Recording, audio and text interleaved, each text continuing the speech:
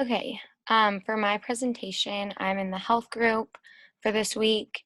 So I chose the topic of exercise.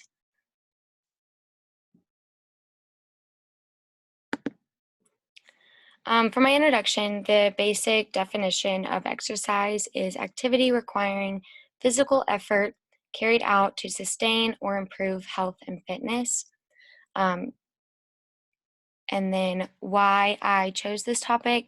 So I think it's important to exercise and get active in order to live a healthy and long life. Um, you also feel better, you can sleep better.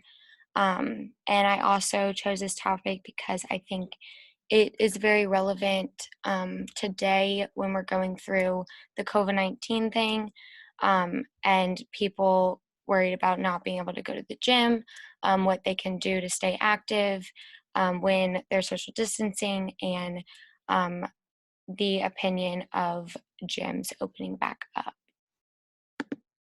So there are several types of exercise: aerobic, anaerobic, agility training, and lastly, stretching and flexibility. First, I'm going to start out with aerobic exercise.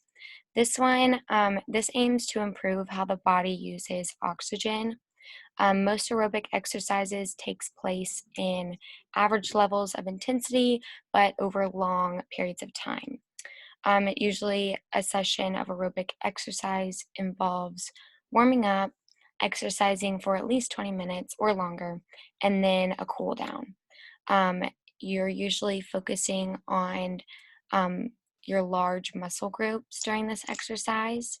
There's several things that can benefit from exercising in this way, but we'll go over those in the next few slides.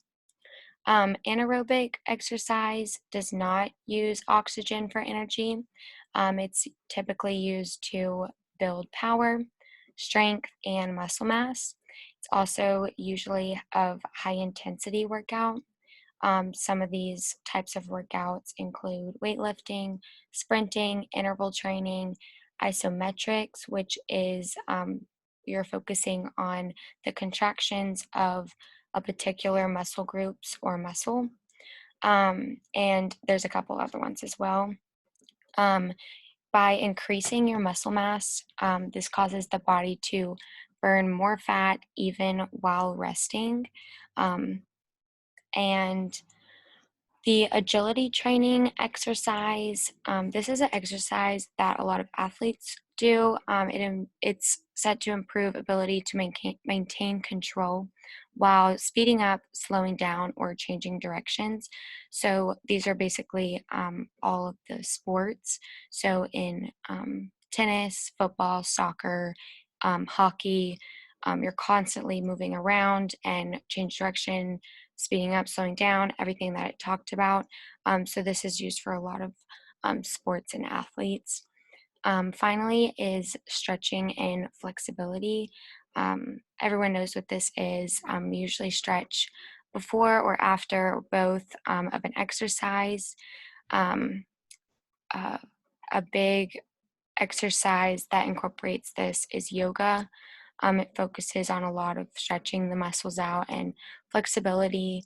Also, gymnasts they stretch, and flexibility is a big part of their sport. So this is good types of exercise.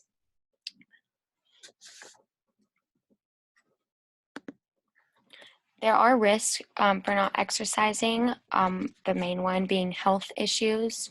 A lot of issues can come from not exercising or just being physically active. Some being cardiovascular disease, type 2 diabetes, cancer, osteoporosis. Also, complications from obesity and being overweight can occur. And with all of these, if you have one of these and you're still not you're exercising or being physically active, it can result in premature death from these causes and issues. Um, the article that I was reading about this was in the medical news today. It's an online article. The article was medically reviewed by a licensed medical professional with a specialty in fitness. So I think it was pretty relevant and um, good to use. In the article, it said the National Health and Nutrition Examination Survey. Some stats were more than 2 in 3 adults are overweight or obese in America.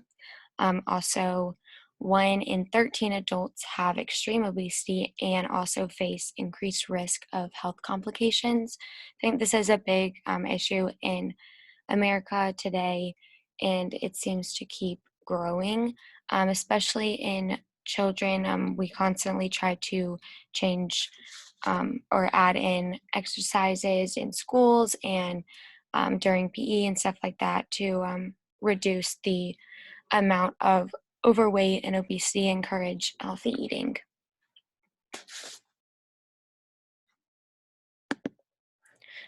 There are a lot of benefits of exercise and physical activity.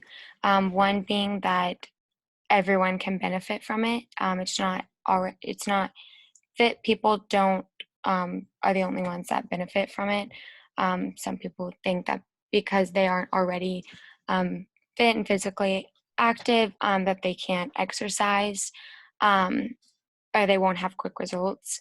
Um, some immediate benefits, number one being brain health. Brain health can improve right after moderate to vigorous physical activity.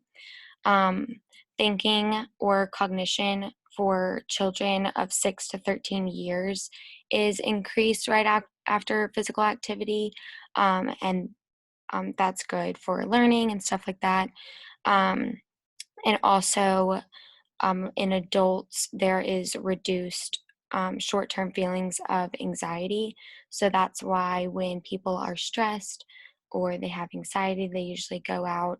It helps them to go out and run or just take a walk, get moving.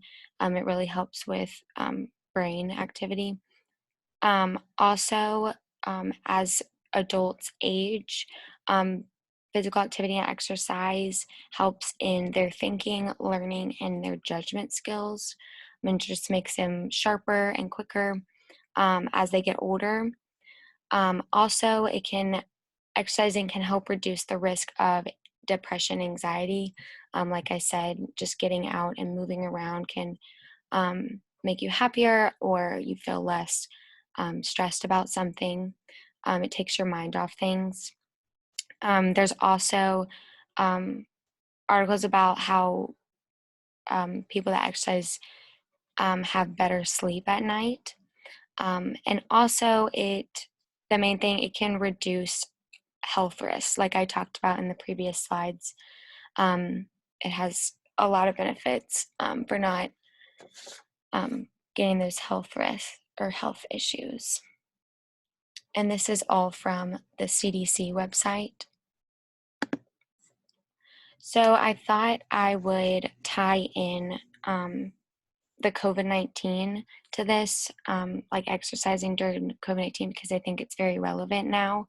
Many articles and news reports on physical activity during this time, since people are concerned about gyms not being open, also concerned about going outside during this time and not social distancing. So there's just lots of articles on how you can remain physically active and get moving and exercise, because lots of time is spent inside.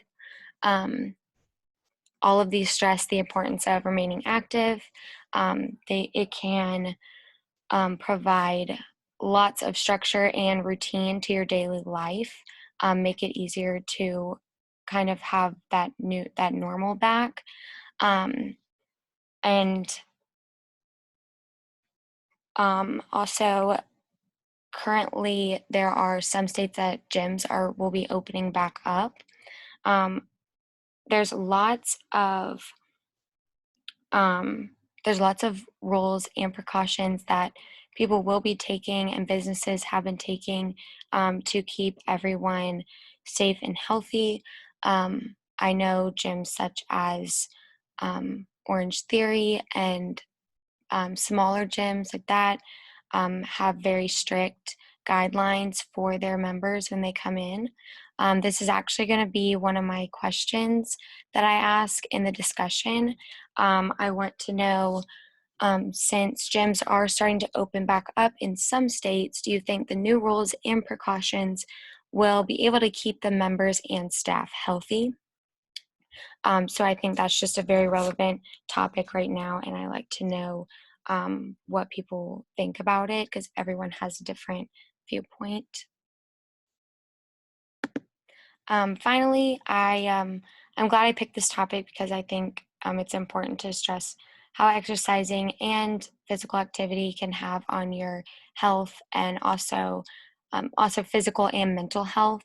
Um, um, it can reduce lots of things: lower blood pressure, improve circulation and blood flow to the muscles, increases red blood cell count to enhance oxygen.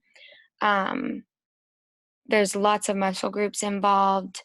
Um, uh, Strengthen your muscles.